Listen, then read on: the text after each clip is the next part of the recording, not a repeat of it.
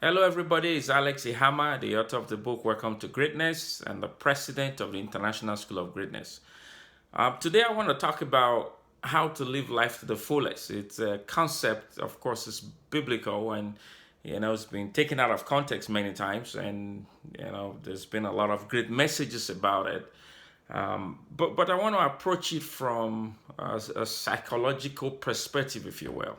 It's a spiritual concept, and I want to approach it from that. If you've been following my work, I believe in God so much. Well, I love the Bible. In fact, I'm going through the Bible again. And I believe that for you to fully understand the Word of God, you need to look at it from a couple of perspectives. Number one, philosophical.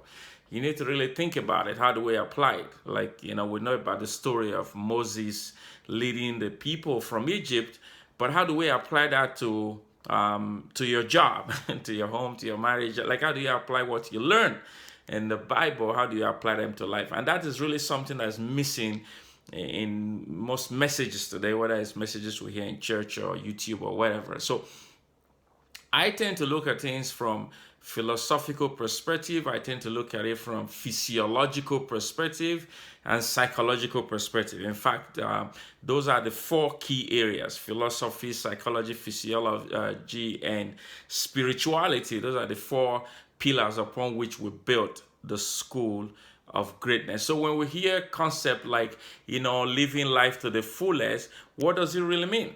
What does it really mean? How do you really live that? Can you just, okay, yes, I heard this great message, so I'm going to begin living my life to the fullest? No, it doesn't go like that. A couple of things need to happen. Number one, you need to renew your mind. You need to have a complete reorientation of how you think. I think it was Alvin Toffler once said, the illiterates of the 21st century won't be those who cannot read or write, but rather those who cannot learn, who cannot unlearn, and who cannot relearn. Right? There's nothing I'm about to tell you right now or have said in any of my speeches that perhaps is new to you. Maybe the way I say it is different. But you see, it strikes you more when you have the humble mindset to learn. So for you to live life to the fullest, I believe there are a couple of things that need to happen. Number one, you need to discover your purpose in life and spend the rest of your life pursuing it.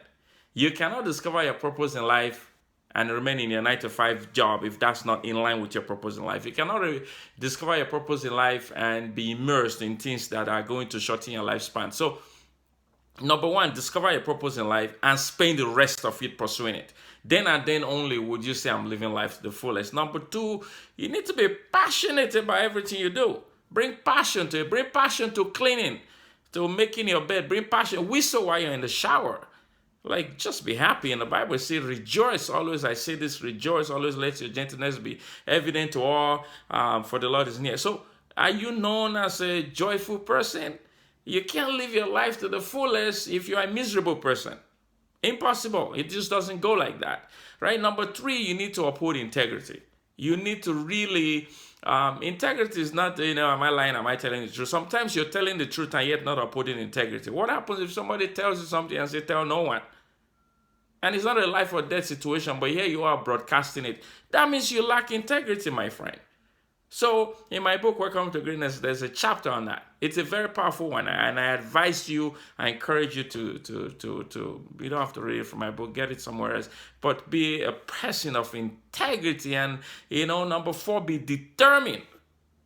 Be determined with whatever your pursuit is. You want to be a doctor, be determined. You want to be a cleaner, be determined. I met somebody in one of my workshops in New York just a few weeks ago, and he's starting this cleaning company. And I told him the story of somebody here I know in Toronto who started a cleaning company and is a millionaire from it.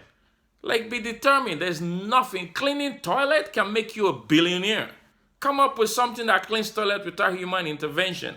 Be determined. Be determined. Number five, you need to revolt against every fear. Every fear on your path to greatness, confront them. Because again, I have another chapter on fear, right? The fear you avoid today is going to magnify on your path tomorrow. Absolutely. You need to confront it. Confront your fear. Revolt against the fear. And then, we can begin to talk about living life to the fullest. And number six, sharpen your focus. As I say in my coaching program, I had this NBA student play. He played in the NBA, played in Toronto Raptors, and played in some other teams in America and Europe and all that. But and he often says, "Man, Alex, one thing I got from your program is just focus. Your focus must be sharp like a razor blade." When you're approaching the mall or some of these buildings that have, the doors slide open as you come through. That's your focus. People should know exactly where you're going. I meet some people today. What are you doing? Say, I'm a real estate. I meet them next week or next year. They're selling cars. Like, your focus must be sharp like a razor blade. That tsunami can't even move it.